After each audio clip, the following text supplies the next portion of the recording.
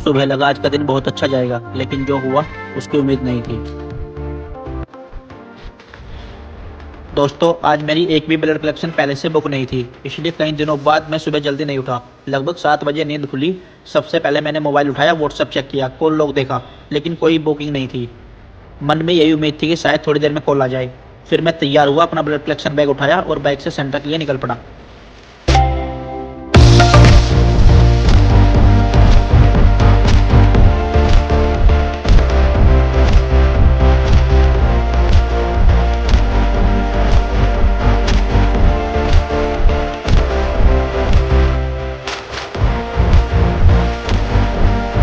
Centre पहुंचकर सबसे पहले साफ सफाई की, सब कुछ व्यवस्थित किया और अपनी सीट पर बैठ गया। पुरानी रिपोर्ट्स देखने लगा, लेकिन सच कहूँ तो मेरा ध्यान बार बार मोबाइल पर ही था। हर कुछ मिनट बाद स्क्रीन ऑन करता, शायद कोई कॉल आ जाए, शायद कोई मरीज आया हो। लेकिन समय बीतता गया, कोई पेशेंट नहीं आया। 11 बज गए, फिर भी सेंटर लगभग खाली रहा। उस समय थोड़ा निराश जरूर लगा, लेकिन यही काम की सच्चाई है, हर दिन एक जैसा नहीं होता। फिर मैंने पानी पीने के लिए गिलास उठाया, तो देखा कि पानी पीने का पूरी तरह ख़त्म हो चुका था। मरीजों के स्टाफ के लिए पानी होना भी ज़रूरी होता है, इसलिए मैं तुरंत पास की दुकान पर गया और एक बड़ी बिस्लरी की बोतल लेकर आया। तब वापस आकर मैंने उस बोतल को वाटर डिस्पेंसर में लगाया, ताकि आने वाले मरीज को साफ़ और ठंडा पानी मिल सके। ऐसे छोटे छोटे काम भले ही कैमरे में ज़्यादा बड़े ना लगे, लेकिन ये हमारी रोज़ की जिम्मेदारी का हिस्सा है। जब लगा कि अब फिलहाल कोई काम नहीं है, तो मैं वापस घर के लिए निकल गया। रास्ते में हल्की हल्की बारिश शुरू हो गई। बारिश का मौसम था, तो मैंने सोचा खाली हाथ घर क्यों जाऊं। रास्ते में रुककर घर के लिए गर्मा गर्म समोसे ले लिए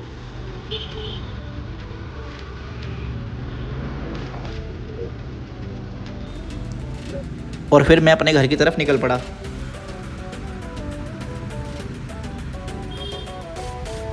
और करीब 11 बजे मैं घर पहुंच गया, लेकिन घर पर कोई नहीं था। बाहर से कुंदा लगा हुआ था। आरू अपनी मम्मी के साथ ऊपर छत पर थी। वे दोनों अपनी साइकिल ठीक कर रहे थे। बाइक की आवाज़ सुनकर वे फिर नीचे आ गए।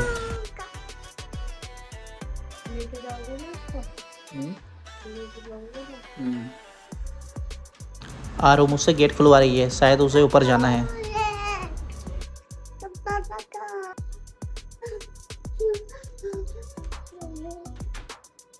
कहाँ जा रही खोल के?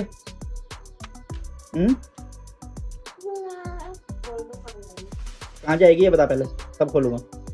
कहाँ जाएगी? ले खोल दिया। फिर मैंने आरू के लिए गेट खोल दिया। देखते हैं कहाँ जाती है आरू और क्या करती है। ये जाएगी, कितनी तेजी से जा रही, कहाँ जा रही?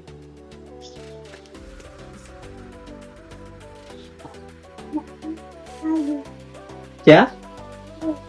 मैं यहीं रहूं? आजा नीचे, आजा। अपर, अपर क्या करेगी? ऊपर क्या करेगी ये बता। कौन है ऊपर? कौन है ऊपर? नीचे उतर वरना पिटाई करूंगा। पिटाई करूं? पिटाई करूं? पिटाई करूं? पिटाई करूं? पिटाई करूं आरू की? आरू की पिटाई करूं? ऊपर क्या है बाबू?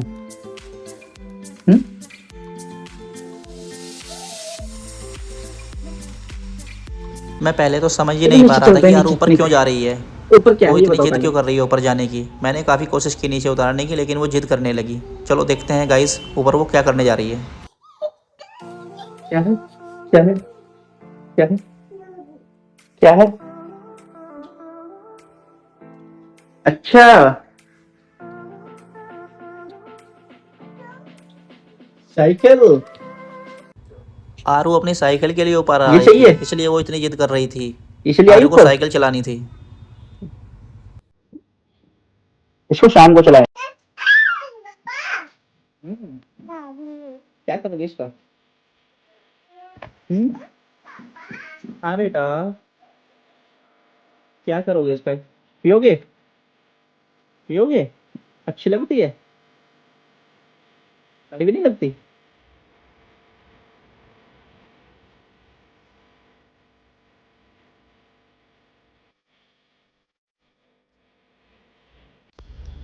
आरू के लिए मैं मुगली घुंडी 555 लेके आया था। शायद वो उसको मीठी लगती है, इसलिए उसको वो पीना चाह रही थी। इसलिए मुझे बार बार बोल रही थी कि पापा इसको खोल दो।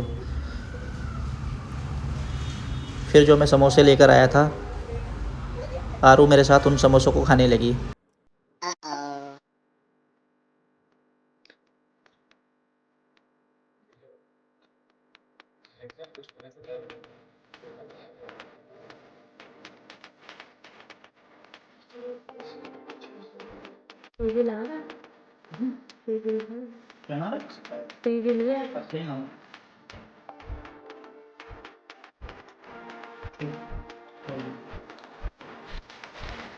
उसके बाद थोड़ा आराम किया, टीवी देखा और अपने पुराने व्लॉग्स भी देखे। उन्हें देखकर लगा कि मेहनत जारी रखनी चाहिए। फिर छत पर आया और थोड़ा मौसम देखा, तो मौसम बहुत अच्छा हो रखा है, आप देख सकते हैं गाइस।